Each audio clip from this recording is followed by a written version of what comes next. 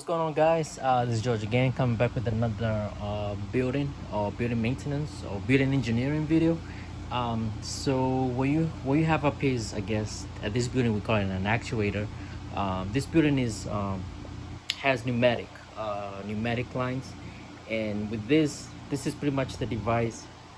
Um, this is pretty much the device that goes to the VAV box, right? Variable air volume box, and what it does is it actually lets air in, you know. So anyways, let me show you this video. So this is one that I've already rebuilt. What happened is up here there's usually like a rubbly substance, or like how am I gonna say that, it's a rubber, I don't want to call it a valve, but it's a bladder. Let me call it a bladder, right? So a lot of these things, when they go bad inside this metal thing, it has like an air leak, right? I mean, so with the air leak, that means this thing will not be able to hold pressure. Like right now, this one is holding pressure, is right around about 13 psi of yeah, about 13 psi. So that means this is a good actuator. The reason I had to check this first is because I have an office that I need to replace this at. Now I don't think I'll be able to take the whole entire video though, but I just want to give you guys a little perspective of how some of the old buildings were, where you know, you use this kind of stuff. So here are some that we've already taken out before. This one needs to be rebuilt. Luckily this one was actually rebuilt, so I was dreading to rebuild one this morning though. It's not hard, it only takes about maybe 20-25 minutes, but at least this one is already made. And let me show you guys. So I'm gonna relieve the pressure right now, just show you how it works. Like, let's say you drop the set point, this is how the air will be introduced to the box. So let me drop the set point right now, and you're gonna see it just react. See that? So that's how it reacts. So in order for me to put that pressure that was there before, I had to keep pumping this, and this one is kind of old, as you can see, it has cracks, so it took forever to pump it though, but I'm glad that I was able to hold. And you know, the place where to put the air in is this line up here that goes up to where the bladder is, right in there though. So in just the next 20 minutes or so, I'll be heading up to that office that need that bladder to be replaced. And yeah, so I can show you guys how to do it.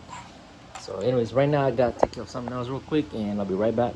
So guys, I didn't show you the video when I installed the other actuator. I do have another one down there that I'm getting ready to replace. So the actuator is actually in here. This is what's actually goes above the goes around the actuator. So all I need to do is take off the zip tie, pull this out, and also disconnect the low and high, and that's the pressure that, you know, closes the damper. That way the VAV box can, you know, either open up more or close down more, you know, whichever way. So that's what I need to do right now, and then hopefully we'll get this situated. So I just took off the ductwork. That's what the ductwork is for this unit, and here's the actuator. As you guys can see, this is the same guy that's down there right now. Down right there. So yeah, so I need to take off. So pretty much there's glue. This is one of the original glues. I believe this is like the original unit. So I need to take that glue off and then put the unit off and then replace it with the one that's down there. Alright guys, I would like to be more detailed on how I'm doing this, but I'm in somebody's office, so this is a privacy matter too. Don't want to record their stuff.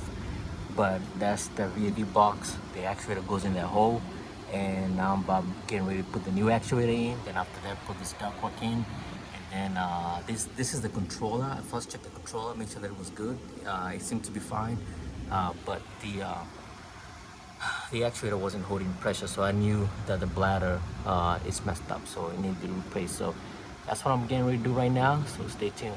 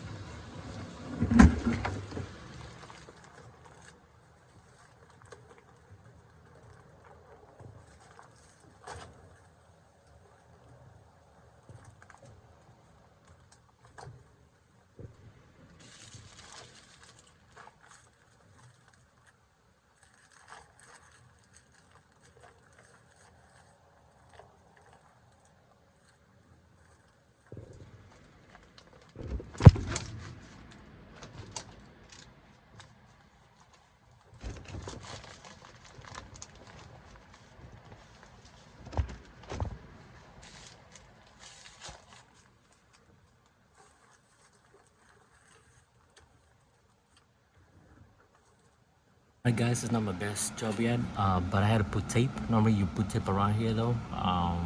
You can use the flex duct tape, but we ran out of it. So I put tape around it, and then what I'll do is I'll put this over it, then put a clamp on it. That way there's no air leaking out. So guys, what I'm doing here right now is, this is the thermostat that normally comes with pneumatic controls. Some are different. This is what we have right now.